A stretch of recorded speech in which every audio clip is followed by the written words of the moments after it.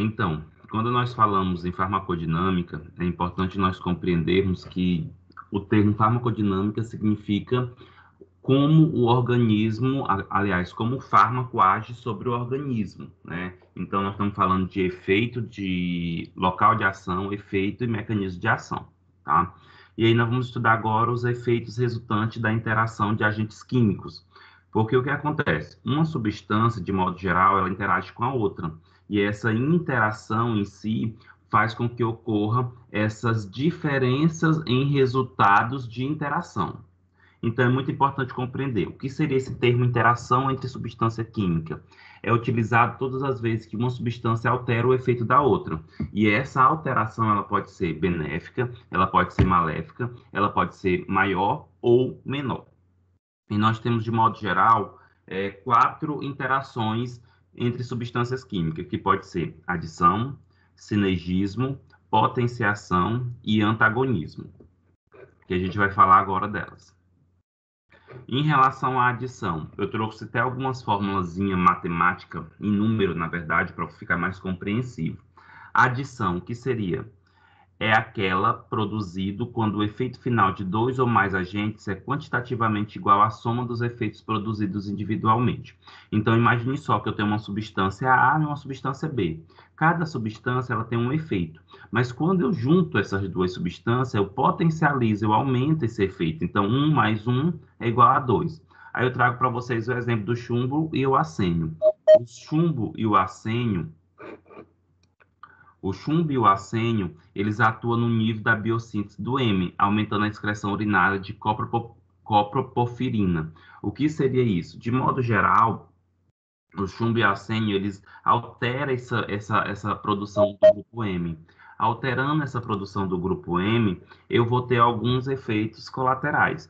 Contudo, se eu pego o chumbo mais o arsênio, eu tenho um efeito aditivo. Então, eu tenho um efeito maior aí em relação a esse efeito de eliminação urinária da coproporfirina. Sinergismo, que é uma das interações mais conhecidas por vocês, uma das interações mais faladas. O sinergismo, gente, ocorre quando o efeito de dois ou mais agentes químicos combinados é maior do que a soma dos efeitos individuais. Em outras palavras, seria o quê? Imagine só, eu tenho uma substância A, eu tenho uma substância B. A substância A vale 1, a substância B vale 1. Quando se tem o aumento dessas substâncias, quando se tem a interação dessas substâncias, eu vou ter um efeito maior que a sua soma, ou seja, maior que 2. Exemplo, nós temos aí a hepatotoxicidade. Quando eu me refiro na hepatotoxicidade, eu estou falando de efeitos tóxicos sobre o fígado, e essa hepatotoxicidade ela é resultante da interação entre o tetracloreto de carbono e o álcool. Então, eu tenho um tetracloreto, que é uma substância de carbono, e eu tenho um álcool, que é outra substância. Quando junta-se os dois, o efeito da hepatotoxicidade é a soma deles literalmente maior do que o valor quantitativo. Então, em vez de ser 2, vai ser maior que 2, tá? Então, quando se soma aí o tetracloreto de carbono e o álcool, é muito maior do que aquela produzida pela soma das duas ações em separados, uma vez que o etanol é capaz de inibir a biotransformação do solvente clorado. Em outras palavras, sinergismo é toda vez que nós temos um aumento bem maior do efeito das duas substâncias quando comparado ao seu efeito isolado.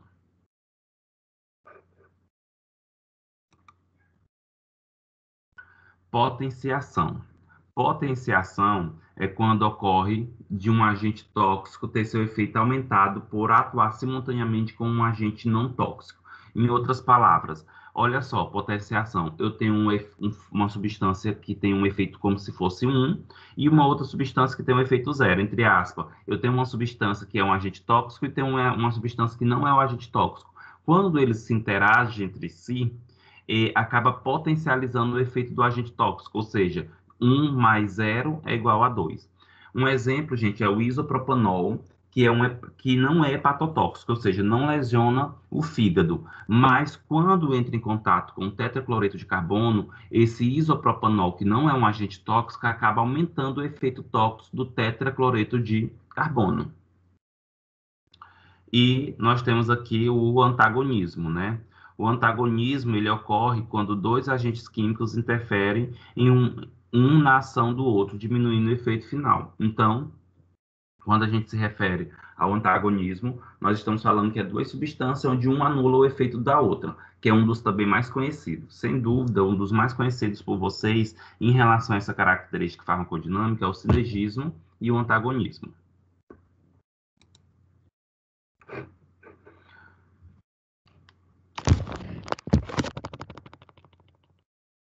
Como eu comentei para vocês já anteriormente em outras aulas, falando sobre locais de ação dos fármacos, nós temos aqui receptor. Gente, receptor é um alvo proteico, tá? Então, é um tipo de proteína e é onde a maioria dos fármacos vão agir. A partir de agora, nós vamos estudar vários tipos de receptores em si. Então, receptor é uma forma de transdutor que é ativado pela interação com o agonista. Então, em outras palavras, receptor é uma forma de sinalização, é uma forma que emite sinal. E para ser ativado esse receptor, precisa de uma substância agonista. Em relação ao receptor ainda, ele modula alguma parte de mecanismos celulares para desencadear uma resposta característica. Então, é o receptor que organiza, que interage, é o receptor que leva informações para que tenha, literalmente, a informações celulares. E o receptor é a ativação que envolve uma mudança conformacional. O que seria isso? Os receptores, de modo geral, gente, eles mudam a sua estrutura. O receptor ele tem uma estrutura. Quando a substância vai se ligando ao receptor, ele muda essa estrutura, ele muda conformacionalmente para se adaptar à substância, para que a substância possa interagir com ele. E toda vez que acontece esse processo que eu comentei aqui para vocês, vai ter alterações na membrana celular, e isso aumenta a permeabilidade passiva de íons, altera as propriedades de transporte ativo e pode ativar ou não enzimas próximas a esses receptores. De modo geral, nós temos aí, turma, 4 famílias de receptores, né? Que recebe, de modo geral, alguns nomes. Por exemplo, pode ser chamado tipo 1, tipo 2, tipo 3, tipo 4, ou pode ser chamado 2, família 3, família 4, ou o mais correto para se aprender. Receptores da família canais iônicos regulados por ligante, que é a família 1. Receptores acoplados à proteína G, família 2. Receptores ligados a quinase, família 3. E receptores nucleares, família 4. A partir desse momento, nós vamos estudar esses receptores, cada família. Então, aqui nós temos uma imagem, né? Que essa imagem, ela representa os receptores em si. Observa que, de modo geral, nós temos aí uma célula, né, com suas membranas e produtos internos. Se vocês observarem, cada imagem dessa está representada aí, cada célula está sendo dividida aí por receptores, né, canal iônico, receptores acoplados à proteína G, receptores ligados à enzima e receptores nucleares. Curiosidade. A família 1, família 2 e a família 3, os receptores estão na membrana celular, enquanto o receptor da família 4, que é o receptor nuclear, está dentro do núcleo. Aqui nós temos outra característica associada aos receptores, tá? Só para vocês observarem. A localização dos receptores 1, 2 e 3, membrana, membrana, membrana, sendo que o receptor 4 é intracelular. Quais são os efetores dos receptores 1? Canal iônico, que é o responsável por seu efetor. O 2 é canal iônico ou enzima. E 3, enzima. Enquanto o 4, por ser intracelular, é transcrição de gene. Como é o acoplamento do receptor 1 da substância com o receptor 1 direto, já o 2 é com a proteína G, o 3 é direto e o 4 é através do material genético, DNA. Aqui nós temos um outro exemplo, né, só para vocês observarem a característica dos receptores em si.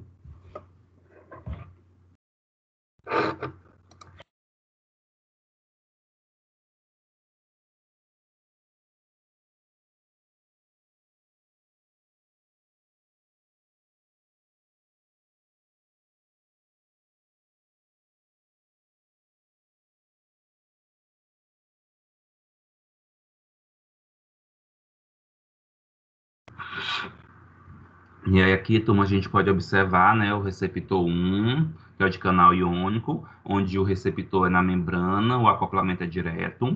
Nós temos o receptor 2, que é o receptor acoplado à proteína G, também que a localização é na membrana e a ligação é direta com a proteína G, né?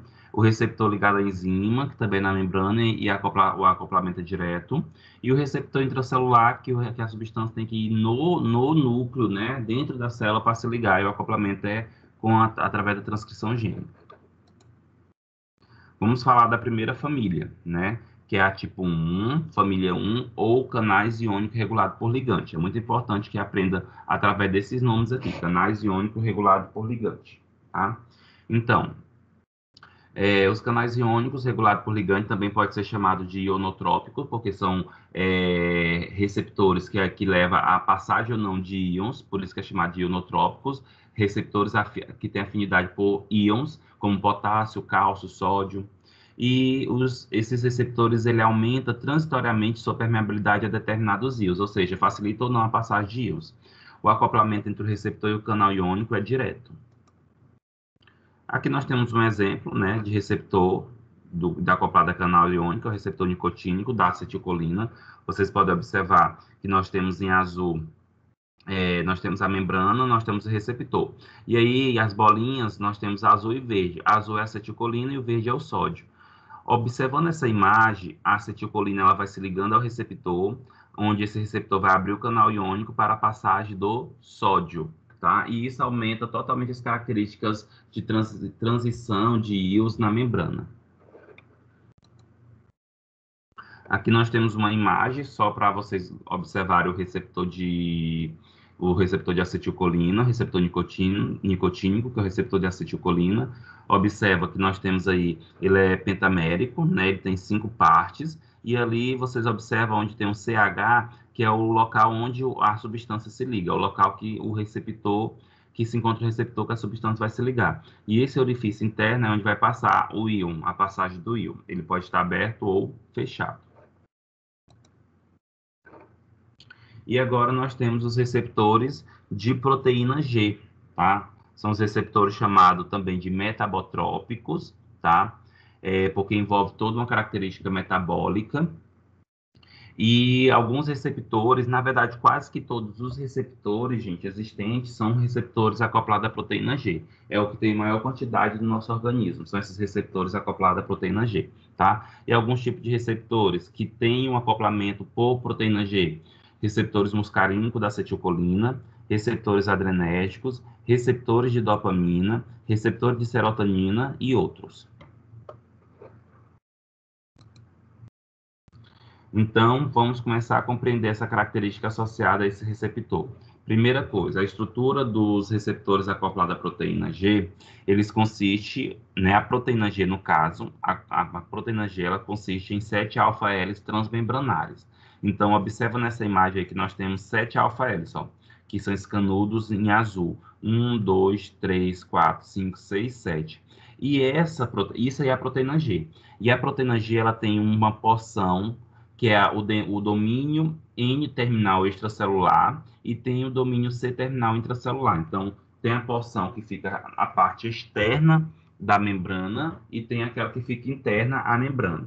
A região externa é chamada de N-terminal e a região interna, que é intracelular, é chamada de C-terminal. A família de proteína G, ou seja, os receptores acoplados à proteína G, eles são divididos em 3 famílias, né? Que são a família da rodopsina, a família dos receptores de secretina ou glucagon, que envolve essa questão do diabetes, da insulina, e os receptores metabotrópicos de glutamato e famílias de sensores de cálcio. Na verdade, essa classificação é só para observar quais são as famílias de proteína G, né? Como eu comentei para vocês. E por quê? Porque apesar de ser proteína G, tem algumas pequenas diferenças no formato dessa proteína. Por isso que elas são classificadas nessas famílias, de acordo com esse quadro aí, tá? Então, a família da rodopsina constitui o maior grupo, receptores da maioria dos neurotransmissores de amina, de muitos neuropeptídeos, purinas, prostanóides e cannabinoides. Característica dessa família, dessas estruturas: cauda N-terminal extracelular curto, o ligante liga-se à hélice transmembrana amina ou às alças extracelulares, que são os peptídeos. As famílias dos receptores de secretina e glucagon: receptor de hormônios peptídicos, incluindo secretina, glucagon e calcitonina, e a cauda extracelular intermediária incorporada ao domínio de ligação do ligante. E os receptores metabotrópicos de glutamato, família dos sensores de cálcio, pequeno grupo, receptores metabotrópicos de glutamato, receptores de GABA-B, receptores sensores de cálcio, cauda extracelular longa, incorporando o domínio de ligação do ligante. Então, como a proteína G, de modo geral, é uma das mais importantes, né, associado a essa fala dos receptores, é importante nós compreendermos como é que é a estrutura dessa proteína G e como é que ela favorece essa ação, esse sinal. Então, mecanismo de transdução de sinais em receptores acoplado à proteína G. Então, as proteínas G representam o nível intermediário intervindo entre o receptor e o ligante. Então, o que seria isso? A proteína G, ela é o intermediário entre a substância e o receptor. A proteína G ela é dividida em 3 subunidades, que é alfa, beta e gama. Então, vamos compreender aqui. Olha só o que acontece. Nós temos aqui começando na imagem da esquerda para a direita, na parte superior, estado em repouso. Observa que nós temos o receptor em roxo, e em verde nós temos a porção da proteína G. A porção alfa, subunidade alfa, que ela é sozinha, e a subunidade beta e gama, que são juntas. Observa, gente, que nós temos o alvo 1 e o alvo 2. O que é que vai acontecer? Quando o fármaco ele se liga ao receptor, e esse receptor ele ativa a proteína G. Ativando a proteína G, essa proteína G, ela desmembra da porção alfa, da porção gama e beta, e a porção alfa, ela pode ir para o alvo 1 ou pode ir para o alvo 2. Indo para o alvo 1 ou para o alvo 2, vai ter a ação desse receptor, tá? Vai ter a transdução de informação desse receptor e o que se deseja.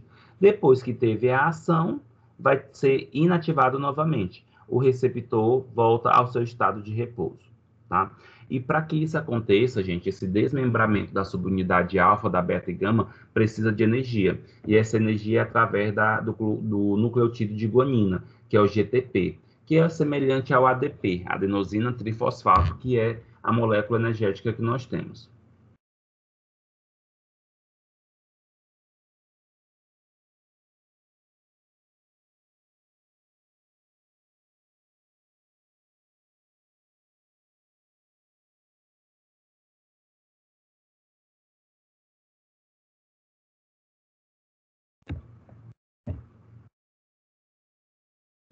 O que Lembrando que eu ainda estou falando só da proteína G, tá? Então, as formas ativas da proteína G sofrem difusão na membrana e pode se associar a diversas enzimas ou canais iônicos, produzindo ativação ou inibição. Isso é muito importante. Então, toda vez que uma substância se liga à proteína G, que essa proteína G ela vai ser ao receptor acoplado à proteína G, essa proteína G ela pode se ligar em alvos, onde ela pode ou inibir esse alvo ou ativar esse alvo. Isso vai depender da característica do receptor. Assim, é importante compreender o que? A especificidade que permite que cada tipo de receptor produza um padrão de resposta está relacionada às variações moleculares das proteínas G, dando origem a 3 classes principais que apresentam seletividade tanto para os receptores quanto para os efetores com os quais se acoplam. O que seria isso? Nós temos a proteína GS, que produz estimulação da enzima adenilato ciclase. Nós temos a proteína GI, que produz inibição da adenilato ciclase, e nós temos a GQ, que modula, nem para mais nem para menos, como se estivesse regulando essa adenilato ciclase. Então, resumão em relação à proteína G. Então, nós temos aqui a proteína G, lembrando que a proteína G ela está ligada ao receptor. Quando o receptor ela está ligado à substância, que é o ligante, vai ocorrer o quê? A introdução do GDP, que é o que dá energia, ativando assim a proteína G. A proteína G ela desmembra, ativando os mensageiros, né? Ou seja, a proteína G ela desmembra para ir ou para o canal iônico ou para ativação e inibição de enzimas. E aí, vamos estudar mais detalhadamente aqui os alvos para as proteínas G, tá? Então, os principais alvos da proteína G, pelos quais os receptores acoplados à proteína G controlam diferentes aspectos da função celular são, primeiro, a adenilato ciclase, que é uma enzima responsável pela formação do AMP cíclico.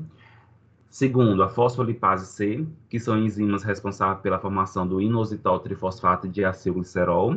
E o terceiro, que são os canais iônicos, seja de potássio ou de cálcio. Então, só para a gente compreender, olha só, o sistema adenilato ciclase e a formação ou inibição do AMP cíclico, que é o adenosina monofosfato cíclico. Então, o AMP cíclico, ele é um nucleotídeo sintetizado no interior das células pelo ATP, sob a ação da adenilato ciclase. Então, toda vez que nós temos a adenilato ciclase, produz o AMP cíclico. E o AMP cíclico, ele é inativado pela fosfodiesterase. Qual a importância, por exemplo, do AMP cíclico? Gente, quando se produz o AMP cíclico, essa substância ela ativa a proteína quinase, essa proteína quinase leva a fosforilação de resíduos de serina e treonina com ATP como fonte de fosfato. E isso pode levar tanto a ativação e inibição de enzimas ou canais iônicos. É importante compreender que o adenilato ciclase, quando produz o AMP cíclico, esse AMP cíclico tem a capacidade de ser relaxante dos vasos musculares, principalmente dos corpos cavernosos penianos, tá? E uma enzima que bloqueia o AMP cíclico é a fosfodiesterase. Tem um fármaco que é chamado Viagra, que é o sildenafil. O sildenafil, gente, ele acaba bloqueando essa enzima fosfodiesterase. Bloqueando essa fosfodiesterase, acaba aumentando o AMP cíclico. Aumentando o AMP cíclico, tem mais relaxamento da musculatura. Então, tem uma maior perfusão sanguínea na região peniana, levando à ereção.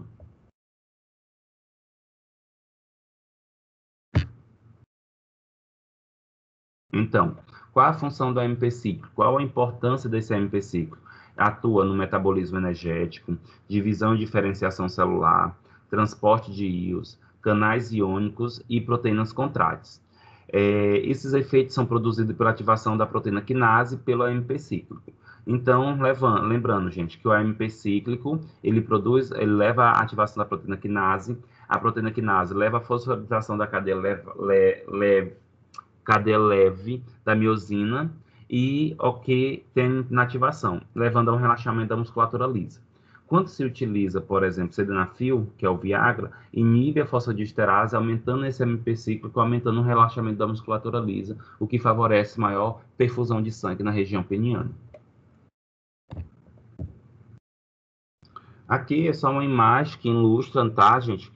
Toda essa característica que eu falei para vocês da proteína quinase, né? Nós temos aqui um agonista, que é da esquerda para a direita. Nós temos um agonista, que é uma substância que se liga ao receptor. Lembrando que esse receptor ele é acoplado à proteína G, tem toda aquela ativação. Essa proteína G ativa a enzima quinase. A enzima quinase aumenta o AMP cíclico. O AMP cíclico começa a ativar essas proteínas quinase, que vai levar toda essa característica aqui de aumento, todo esse perfil aqui, todos esses efeitos, aumento da lipólise, redução da síntese de glicogênio, aumento da degradação de glicogênio e outros.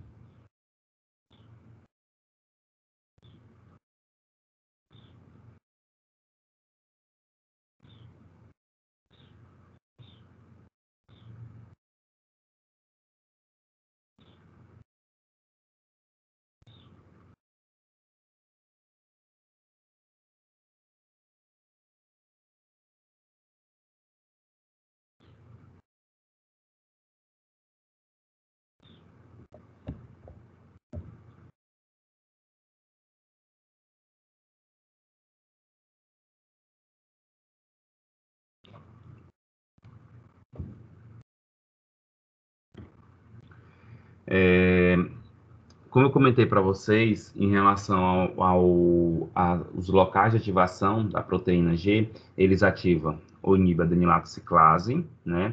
Também fosfolipase e inositol trifosfato, e também os canais de cálcio e potássio. Agora a gente vai observar sobre o sistema de fosfolipase C, fosfato e inositol, né? Alguns hormônios e neurotransmissores são ativados pela fosfolipase C. Então, olha só, nós temos a proteína G, essa proteína G ela ativa a fosfolipase C, essa fosfolipase C ela ativa o fosfodienositol de fosfato, que vai dar origem ao inositol trifosfato ou diacilglicerol, que é o IP3 e o DAG. Quando tem a produção de inositol trifosfato, tem um controle da liberação de cálcio. E quando tem a formação do diacilglicerol, tem a ativação das proteínas quinase. Qual a importância do inositol trifosfato?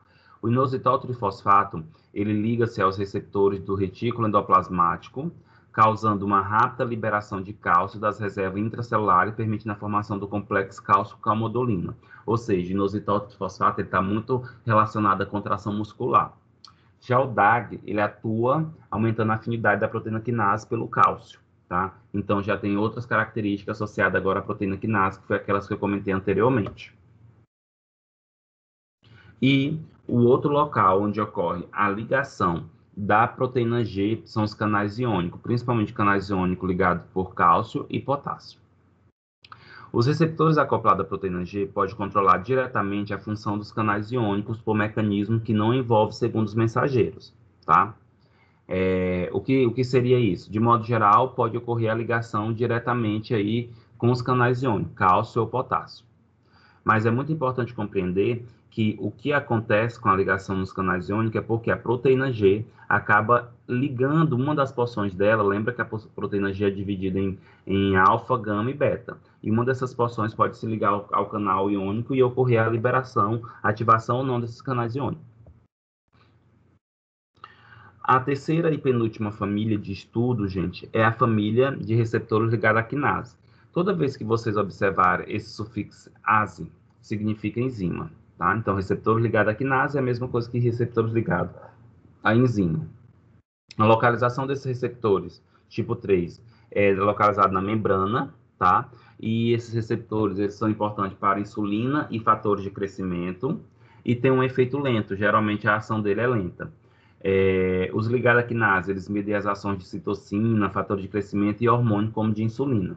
E os receptores ligados à quinase, eles controlam as funções celulares, como as funções de crescimento, diferenciação celular e a transcrição de genes. Aqui é só para vocês observarem uma ilustração dos receptores de crescimento, da quinase, né? Nós temos aqui o fator de crescimento, ele se liga ao receptor de proteína quinase, e isso ocorre literalmente uma fosforilação, isso literalmente ocorre a transcrição de outras informações, até chegar a informação no material genético, na transcrição gênica, sobre a questão do crescimento. E a última família, são as famílias de receptores nucleares, que é a família 4, né, que é um conjunto de proteína e fatores de transcrição que interagem com o DNA. E aí nós temos aqui esses receptores que envolvem, por exemplo, o receptor intranuclear. Nós temos receptores que envolvem a homeostasia do organismo, reprodução, crescimento, diferenciação, morfogênese, apoptose e metabolismo.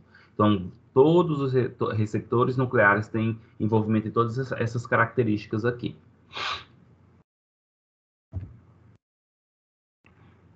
E alguns exemplos, né, de receptores que estão associados a esse perfil intracelular. Nós temos receptores para hormônios esteroides, como glicocorticoides, hormônio da tireoide, vitamina D, ácidos graxos, prostaglandina. Tudo são substâncias que têm efeito sobre características de receptores intracelulares.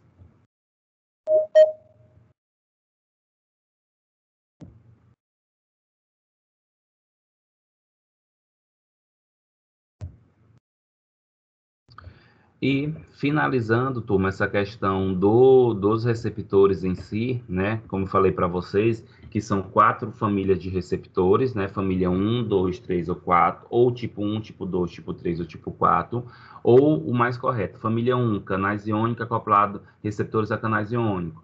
Família 2, receptores acoplados à proteína G. Família 3, receptores acoplados à quinase. Família 4, receptores intracelulares, tá? E para nós finalizarmos, nós temos aqui, gente, o que nós chamamos de curva dose-resposta. O que seria essa curva dose-resposta? É uma representação gráfica da expressão matemática da relação entre a dose de um princípio farmacologicamente ativo e seu efeito. O que seria essa curva dose-resposta? De modo geral, gente, quando nós falamos curva dose-resposta, eu estou me referindo à característica de uma substância ter um efeito de acordo com a sua concentração. Teoricamente, o que acontece? Quando eu tenho uma maior concentração, eu vou ter um maior efeito. Lembrando que, independente ou não, vai chegar o momento que essa dose, esse efeito, ele segue um platô, ele segue um limiar, mesmo você aumentando a dose. Nós temos aqui, por exemplo, né, esse gráfico, que ele esquematiza duas substâncias, o fármaco A e o fármaco B, tá? E aí é possível observar o quê? A eficácia de duas substâncias químicas na indução de um efeito farmacológico. Observe que o composto A é capaz de produzir o efeito máximo em uma concentração menor que o composto B, sendo, portanto, mais eficaz. Gente, se vocês observar, tanto A como B, ele tem a mesma resposta, ele tem o mesmo efeito. A diferença é que o fármaco A, ele causa o efeito em concentrações menores. Então, se ele tem um efeito bom já em concentrações menores, ele é mais eficaz, comparado a esse fármaco B. Aqui é um outro exemplo, né, quando a gente fala eficácia e potência, né? Eficácia é a resposta máxima produzida por um fármaco e potência é a medida da concentração do fármaco necessária para produzir determinada resposta. Então, por exemplo, nós temos aí o fármaco A, o fármaco B e o fármaco C. Se vocês observarem, o fármaco A e o fármaco B ele tem a mesma eficácia, porque ele tem a mesma resposta, né? E já o fármaco C, ele não tem essa eficácia. Em relação à potência, o fármaco A é mais potente que o B e o B é mais potente que o C. Por quê? Porque o A ele precisa de uma concentração menor para ter essa eficácia.